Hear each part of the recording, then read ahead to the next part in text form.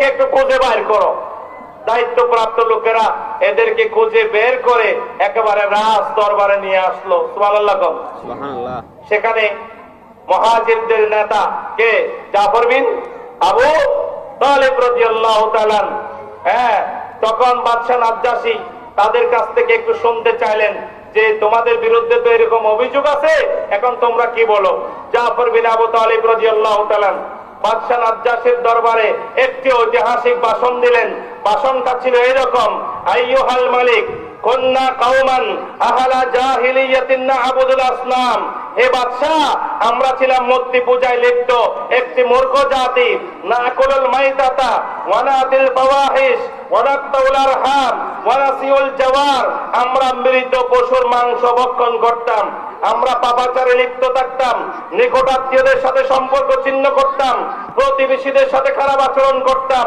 ওয়ায়াকুলুল কাবিয়্যু মিন্নাদ দাঈফ।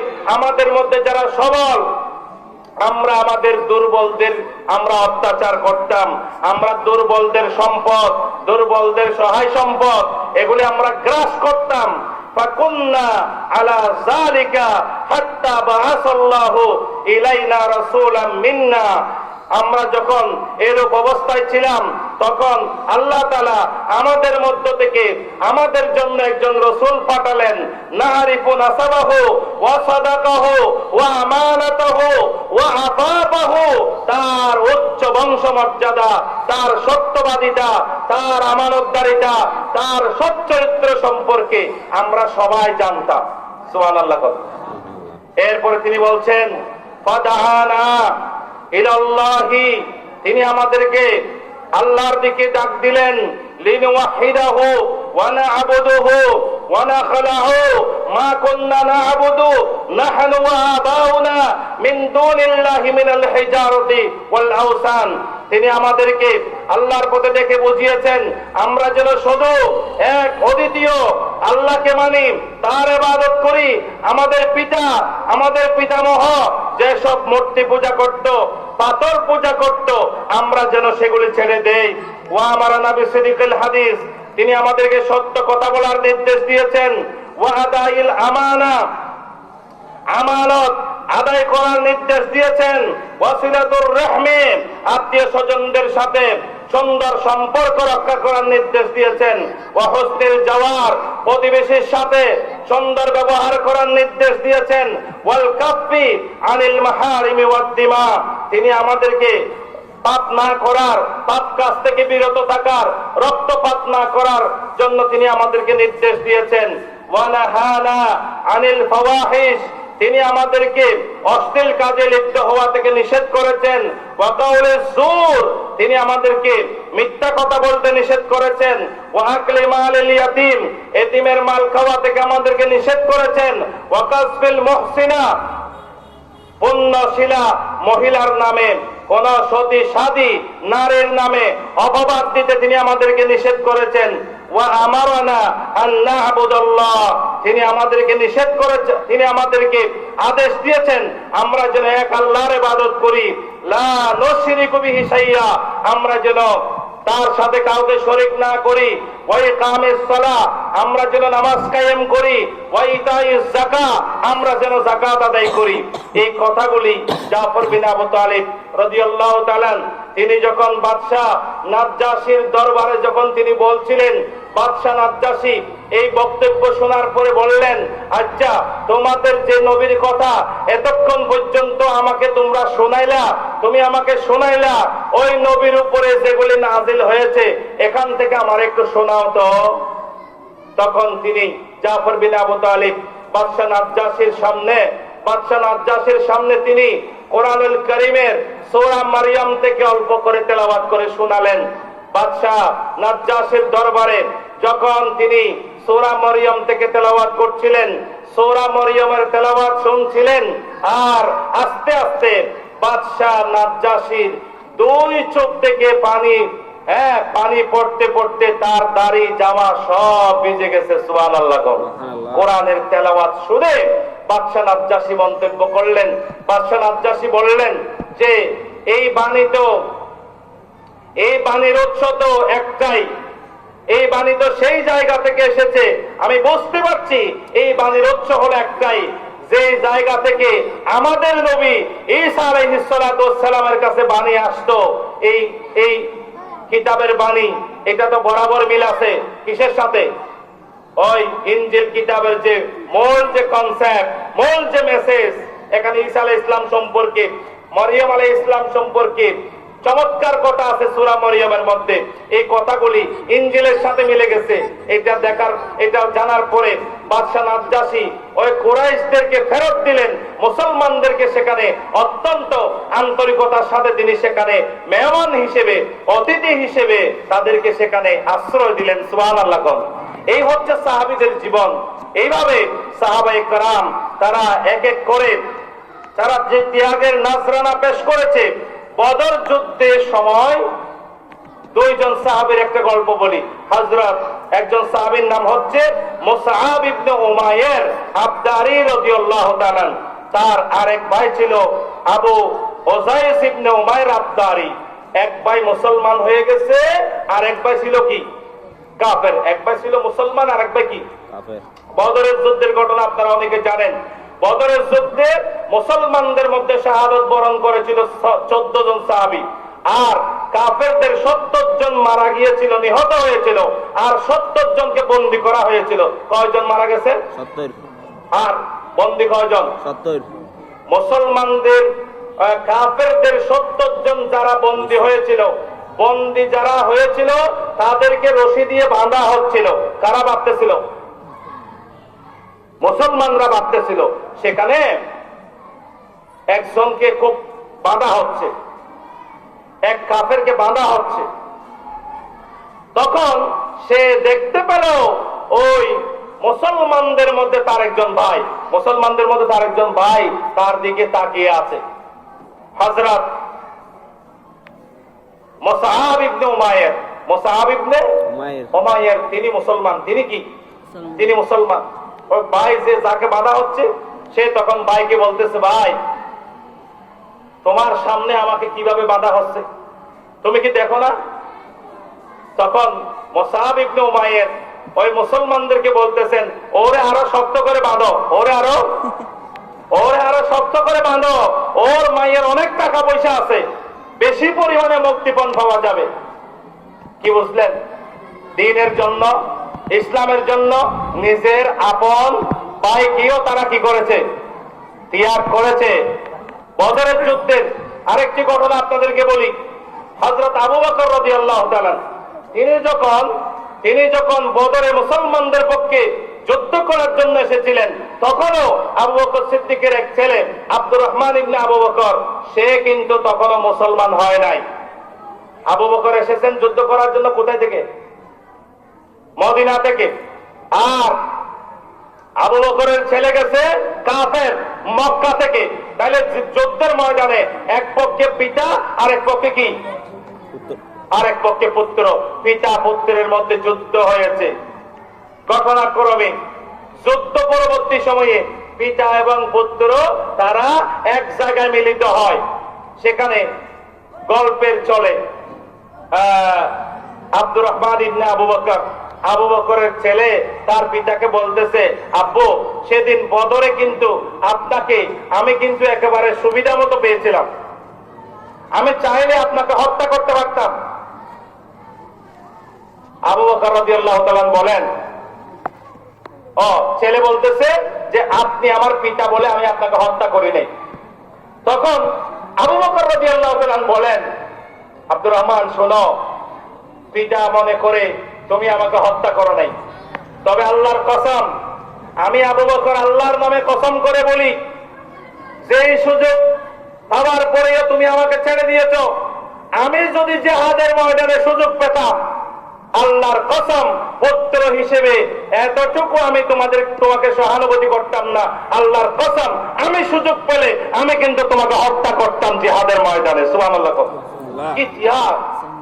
আল্লাহর দ্বীনের জন্য তারা ভাইকে ভাই পরিচয় দেয় নাই, ছেলেকে ছেলে পরিচয় দেয় নাই। আবু বকর রাদিয়াল্লাহু তাআলা তিনি যখন হিজরত করে মদিনায় চলে যাচ্ছিলেন, শুধু তার ছেলে কাফের ছিল তা না, তার স্ত্রীও কথা বলে না, তার স্ত্রীও কিন্তু কাফের। আবু বকর রাদিয়াল্লাহু তাআলা আনহুর স্ত্রীও কাফের। স্ত্রী কাফের অবস্থায় মক্কায় রয়ে গেছে। আবু বকর মদিনায় রাসূলুল্লাহর সাথে চলে গেছেন। সুবহানাল্লাহ। আবু বকরের মেয়ে আয়েশা তো রাসূলুল্লাহর স্ত্রী, পাশাপাশি আয়েশা তো চলে গেছেন, আবার পাশাপাশি আসমা বিনতে আবি বকর, আসমা আয়েশার বোন, আবু বকরের মেয়ে, তিনিও ওখানে মদিনায় চলে গেছেন। এক পর্যায়ে কোন একদিন এমন একটা ঘটনা ঘটলো, আসমা তিনি বলছেন, কাদিমাত আলাইয়া উম্মি ওয়া হিয়া মুশরিকাতুন ফি আহাদি রাসূলিল্লাহি সাল্লাল্লাহু আলাইহি ওয়াসাল্লাম। সেই সময় আমার মা মুশরিক অবস্থায়, কি অবস্থায়? আমার মা মুশরিক অবস্থায় একদিন আমার কাছে মদিনায়, আমার বাড়িতে, আমার ঘরে তিনি আসলেন। তখন আমি কি করলাম? ফাস্তাফতাইতু রাসূলুল্লাহি সাল্লাল্লাহু আলাইহি ওয়াসাল্লাম, কুলতু কাদিমাত আলাইয়া উম্মি ওয়া হিয়া রাগিবাতুন আফা আসিলু উম্মি, ক্বালা নাআম সিলি উম্মাক। আসমা মাকে সরাসরি ঘরে ঢুকতে দেন নাই। মা কি অবস্থায় আসছে? তখনও ইমান আনে নাই। আসমা তিনি চলে গেলেন রাসূলুল্লাহর দরবারে, ইয়া রাসূলুল্লাহ, আমার মা আমার কাছে এসেছেন, তবে কি অবস্থায়? ওয়াহিয়া রাগিবাতুন, ওয়াহিয়া আই রাগিবাতুন ফি মালি ওয়া কারিহাতুন ফি ইসলামি। আমার মা আমার কাছে এসেছে, আমার কাছ থেকে কিছু পাওয়ার আগ্রহ আছে তার, তবে ইসলাম কবুল করার ব্যাপারে এখনো পর্যন্ত তার কোনো আগ্রহ নাই। আপনি বলেন এমত অবস্থায় আমি কি আমার মায়ের সাথে ভালো ব্যবহার করব? রাসূল বললেন, নাম সিলিহা। আসমা, তোমার মা যদি ঈমানও না আনে, তোমার মা যদি মুশরিকাও যদি হয়, আমি রাসূল বলছি এরপরেও তুমি তোমার মায়ের সাথে ভালো আচরণ করো। সুবহানাল্লাহ। এর থেকে বোঝা গেল মা বাবা তারা যদি কাফেরও যদি হয়, মা বাবা তারা যদি বেঈমানও হয়, মা বাবার সাথে কি ব্যবহার করার নির্দেশ? ভালো ব্যবহার করার নির্দেশ আছে। এইভাবে সাহাবীদের ত্যাগের ঘটনা এগুলি বললে শেষ করা যাবে না।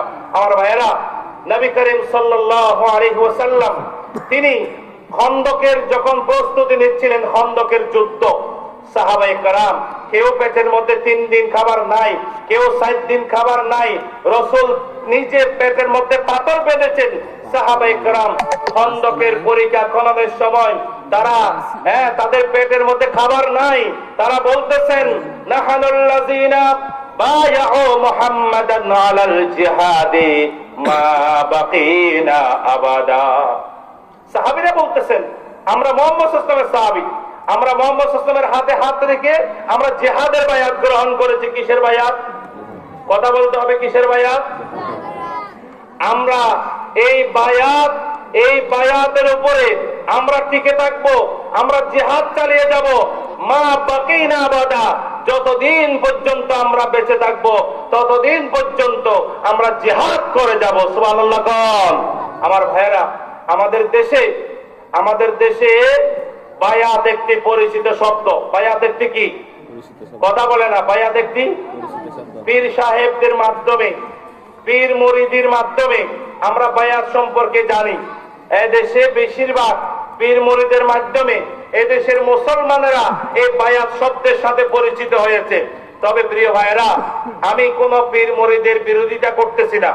আমি আপনাদেরকে যে মেসেজটা দিতে চাচ্ছি, সাহাবায়ে কেরাম রাসূলের হাতে হাত রেখে যে বায়াতের ঘোষণা দিয়েছিলেন, এটা কি জিকির তসবির বায়াত ছিল, সুবহানাল্লাহ আলহামদুলিল্লাহ বলার বায়াত ছিল, নাকি জীবন কোরবান করার বায়াত ছিল? তারা বলছেন, নাহানুল্লাযিনা বায়াউ মুহাম্মাদান আলাল জিহাদি মা বাকিনা আবাদা মা হুয়িনা আবাদা। আমরা মুহাম্মদ সাল্লাল্লাহু আলাইহি ওয়াসাল্লামের হাতে হাত রেখে আমরা জিহাদের বায়াত গ্রহণ করেছি। কিসের বায়াত বলেন তো ভাই? আপনি জিকিরের বায়াত করেন, আমার কোনো আপত্তি নাই। তসবির বায়াত করেন, আমার কোনো আপত্তি নাই। পীরের আপনি ওই যে সবক দেন, আমার কোনো আপত্তি নাই। তবে কথা হলো, শাহজালাল ইয়ামেনী রহমতুল্লাহ আলাই, ওনার নামেও বাংলাদেশে অনেকে কি করে ভক্তি শ্রদ্ধা আছে না নাই? ওনাকে বাংলাদেশে মুসলমানদের সবাই ওনাকে আল্লাহর ওলি মনে করে, করে না ভাই? কথা বলে না? করে কি করে না? তারপরে অনেকে শাহজালালের মাজারে জিয়ারত করতে যায় না? আচ্ছা, আপনারা এটা জানেন কিনা উনি কি রকম পীর ছিলেন, উনি কি রকম আল্লাহর ওলি ছিলেন? সিলেট যারা গেছেন, দুর্ভাগ্য এখন আমার সিলেট যাওয়া হয় নাই, আমি কিন্তু সেটা বইয়ের মধ্যে পেয়েছি, আমি ইতিহাস থেকে জেনেছি ওখানে শাহজালাল ইয়ামেনীর একটা তরবারি আছে। আছে না? আছে না? এই তরবারি কেন আছে? এই তরবারি কেন আছে? তিনিও তো একজন পীর ছিলেন। আপনাদের যেভাবে আজকে যারা ওই পীরের প্রতি ভক্তি শ্রদ্ধা আছে, আমি বলতে চাচ্ছি যে তিনিও একজন আল্লাহর ওলি ছিলেন। তিনি কোন ধরনের আল্লাহর ওলি ছিলেন? একদিকে তিনি দাওয়াতের কাজ করতেন, একদিকে তিনি তালিমের কাজ করতেন, তরবিয়তের কাজ করতেন, পাশাপাশি ওই যে তরবারি সেটা ছিল সিলেটে ওই যে গৌর গোবিন্দের বিরুদ্ধে তিনি যুদ্ধ করেছিলেন। কথা বলেন ঠিক কিনা? প্রিয় ভাইয়েরা, সাহাবায়ে কেরাম তারা তাদের জীবনের সবকিছু দিয়ে এটাই চেয়েছিলেন যে আল্লাহর এই জমিনে দুনিয়ার মানুষের কোন আইন চলবে না, আল্লাহর এই জমিনে আল্লাহর দ্বীন প্রতিষ্ঠিত হবে, আল্লাহর আইন প্রতিষ্ঠিত হবে, একটি সুন্দর সোনালী সমাজ কায়েম হবে, একটি সুন্দর সোনালী সমাজ প্রতিষ্ঠিত হবে, একটি নিরাপদ একটি মানুষের বসবাসের জায়গা তৈরি হবে, যেখানে মানুষ শান্তিতে ঘুমাবে, যেই সমাজের মধ্যে কোনো ধনী গরিব, সাদা কালো, উঁচু নিচু, দেশি বিদেশি বলতে কোন ধরনের ভেদাভেদ থাকবে না। আসুন আমরা সকলে সাহাবীদের পথ ধরে আমরা সাহাবায়ে কেরাম তারা আমাদের জন্য ত্যাগের যে নজরানা পেশ করেছেন, এখান থেকে অনুপ্রেরণা নিয়ে আমরাও সাহাবীদের মতো আল্লাহর দ্বীনের জন্য আত্মত্যাগ করার জন্য আমরা সিদ্ধান্ত গ্রহণ করি। আল্লাহ তাআলা আমাদের সবাইকে কবুল করুন, বলি আমিন। একটু দরুদ শরীফ পড়ুন। আল্লাহুম্মা সাল্লি লানা যুনুবানা ওয়া কাফির আন্না সাইয়্যাতিনা ওয়া তাওয়াফানা মা'আল আবরার। আল্লাহ তাআলা আমাদের আব্বা আম্মার জীবনের গুনাহগাতা maaf করে দাও। রব্বিরহামহুমা কামা রাব্বায়ানি সাগীরা, রব্বিরহামহুমা কামা রাব্বায়ানি সাগীরা। আল্লাহ তাআলা तमाम দুনিয়ার মুমিন মুমিনাতের গুনাহ maaf করে দাও, যারা ইন্তেকাল করেছেন সকলকে ক্ষমা করে দাও। ربنا اغفر لنا ولإخواننا الذين سبقونا بالإيمان ولا تجعل في قلوبنا غلا للذين آمنوا ربنا إنك رؤوف رحيم। আল্লাহ তাআলা আজকের এই বার্ষিক সভাকে তুমি কবুল মঞ্জুর করো। আল্লাহ তাআলা এই প্রতিষ্ঠানকে তুমি কবুল করো। আল্লাহ তাআলা প্রতিষ্ঠানের প্রিন্সিপাল, ভাইস প্রিন্সিপাল সহ আসাতিজে کرام যারা অক্লান্ত পরিশ্রম করে তাদের শিক্ষার্থীদেরকে মানুষ করার জন্য, এই দেশের সুনাগরিক হিসেবে গড়ে তোলার জন্য যারা ক্লান্ত পরিশ্রম করছেন, আল্লাহ তাআলা তুমি সেই সকল আসাতিজে کرامকে তুমি কবুল আর মঞ্জুর করে নাও রব্বুল আলামিন। আল্লাহ তাআলা সামনে মাহে রমাদানকে সামনে রেখে আমরা তোমার শাহী দরবারে হাত তুলেছি। আল্লাহ তাআলা এই রমাদানকে যেন আমাদের দুনিয়া আখিরাতের জন্য আমরা আমাদের মুক্তির উসিলা হিসেবে আমরা যেন গ্রহণ করতে পারি। আল্লাহ তুমি আমাদেরকে তৌফিক দান করো। আল্লাহ তাআলা 30টি রোজা আমরা যেন সঠিকভাবে রাখতে পারি, আমাদের শারীরিক এবং আর্থিক যোগ্যতা আমাদেরকে দান করো রব্বুল আলামিন। আমরা যেন সুন্দরভাবে রমজানের তারাবি সম্পন্ন করতে পারি। আল্লাহ আমরা যেন তাহাজ্জুদের নামাজ আদায় করতে পারি। আল্লাহ আমরা যেন কোরআনের তেলাওয়াত বেশি বেশি করতে পারি, কোরআনকে যেন আমরা অধ্যয়নের কেন্দ্রবিন্দুতে পরিণত করতে পারি। আল্লাহ আমাদেরকে তৌফিক দান করো রব্বুল আলামিন। মাদ্রাসার মাওলানা সালামতুল্লাহ সাহেব হুজুর সহ মাদ্রাসার অনেক উস্তাদ দুনিয়া থেকে চলে গেছেন। আল্লাহ তাআলা আজকের এই মাহফিল থেকে তাদের প্রত্যেকের কবরের মধ্যে অহরহ সওয়াব জারি করে দাও রব্বুল আলামিন। এই প্রতিষ্ঠান যারা এই প্রতিষ্ঠানের জায়গা দিয়েছেন, জমি দিয়েছেন, এই প্রতিষ্ঠানের যারা বিভিন্ন সময় কমিটির পরিচালনা কমিটির মেম্বার ছিলেন, আজকে দুনিয়া থেকে বিদায় হয়ে গেছেন, এখন আমাদের মাঝে নাই। আল্লাহ তাআলা তাদের প্রত্যেকের কবরের মধ্যে অহরহ সওয়াব জারি করে দাও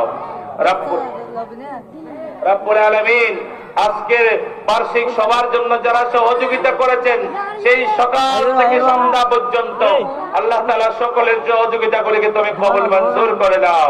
রব্বুল আলামিন যারা আর্থিক সহযোগিতা করেছেন কাল কিয়ামতের দিন মুসিবতের সময় এই সহযোগিতা তুমি প্রত্যেকের জন্য নাজাতের ওসিলা করে দিও আল্লাহ। রব্বানা তাকাব্বাল মিন্না ইন্নাকা আনতাস সামিউল আলিম ওয়া তুব আলাইনা ইন্নাকা আনতাত তাওয়াবুর রহিম। সুবহান রাব্বিকা রাব্বিল ইজ্জাতি আম্মা ইয়াসিফুন ওয়া সালামুন আলাল মুরসালিন والحمد لله رب العالمين واجعل آخر كلامنا عند الموت لا إله إلا الله محمد رسول الله. السلام عليكم ورحمة الله.